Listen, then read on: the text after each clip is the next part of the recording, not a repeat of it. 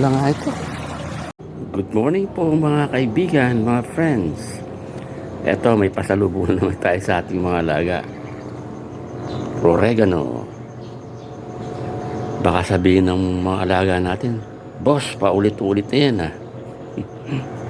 Hindi naman siguro.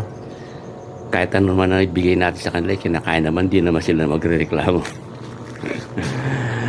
At saka, dadagdagan po natin ng ganito. Itanim natin dito sa garden natin sa gilid. Ito po. Ano po yan? Alam niyo po yan kung ano yan? Yan po ang idadagdag natin. Ito, manggugupit ako. Ito. Uy, ang lutong. Uy. Yan po, ang daming taon yan, no? Masustansya rin itong gabi.